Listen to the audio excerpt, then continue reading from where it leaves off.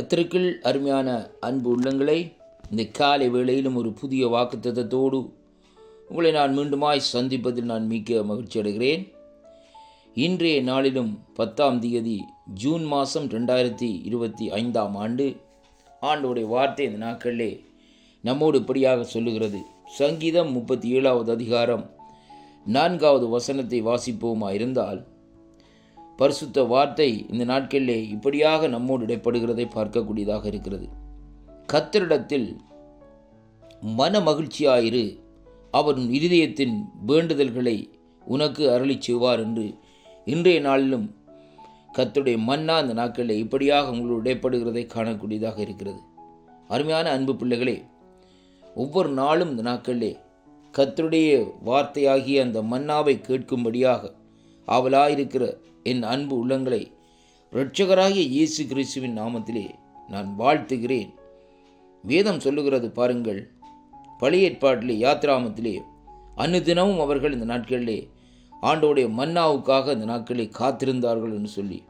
அருமையான கர்த்தருடைய பிள்ளைகளே, அதே விதமாக இந்த ஆசீர்வாதமான இந்த வாக்குத்தத்தங்களுக்காக காத்திருக்கிற ஒவ்வொரு குடும்பத்துக்குள்ளும் தேவனுடைய ஆசீர்வாதம் இந்த நாட்களிலே கடந்து வரும்படியாக அவருடைய கரத்துக்களே இந்த நாட்களை ஒப்புக் கொடுக்கிறேன்.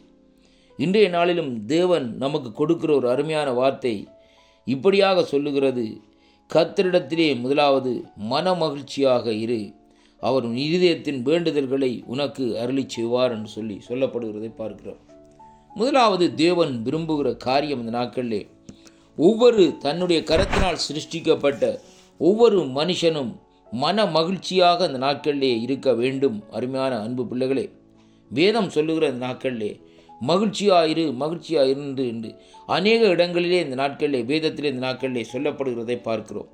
தேவன் விரும்புகிறது மகிழ்ச்சியைத்தான். அருமையான கர்த்தருடைய பிள்ளைகளே, ஆனால் சத்ருவானவன் இந்த நாட்களிலே மனுஷனுக்கு அந்த தேவன் கொடுத்த அந்த மகிழ்ச்சியை, தேவன் கொடுத்த அந்த சந்தோஷத்தை எடுக்கும்படியாக அவன் அவர்களுடைய இருதயத்திலே கவலைகளையும் இந்த நாட்களிலே துக்கங்களையும் இந்த நாட்களிலே சஞ்சலங்களையும் தவிப்புகளையும் போட்டுக்கொண்டே இந்த நாட்களிலே இருப்பான். ஏதாவது ஒரு வழியிலே இந்த நாட்களிலே ஜனங்கள் சந்தோஷமாக இருக்கக்கூடாது என்று சொல்லி இந்த நாட்களிலே அவன் என்ன செய்வான் என்றால், ஏதாவது ஒரு காரியத்தை நம்முடைய உள்ளத்திலே போட்டுக்கொண்டு இருப்பான். ஆனாலும் ஆண்டவர் சொல்லுகிறார், இந்த நாட்களிலே மன மகிழ்ச்சியாக இரு என்று சொல்லி இந்த நாட்களில் சொல்லப்படுகிறதை பார்க்கிறோம்.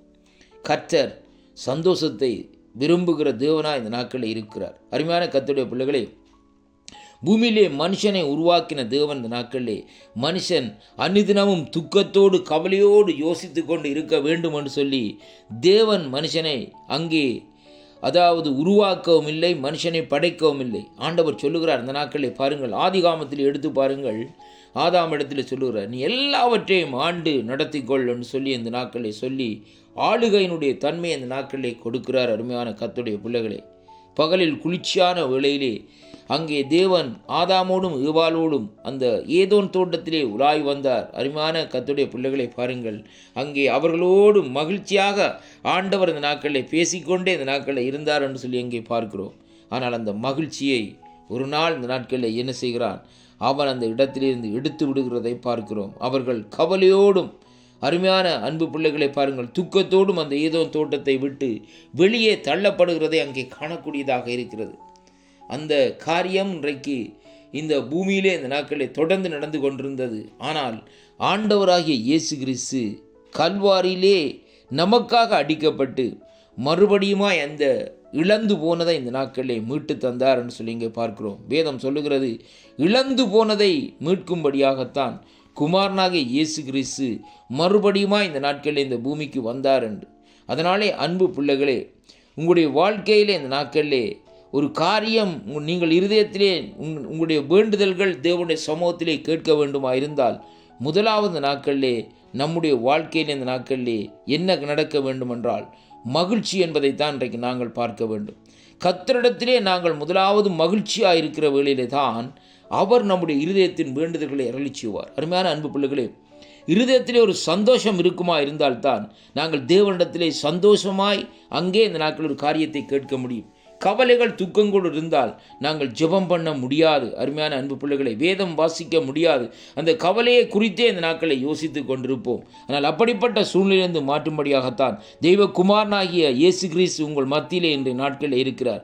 கவலைகள் எல்லாவற்றையும் விட்டுவிட்டு அவரை தேடி நாடுங்கள். கர்த்தர் உங்களை ஆசீர்வதிப்பார். ஆமேன், ஆமேன்.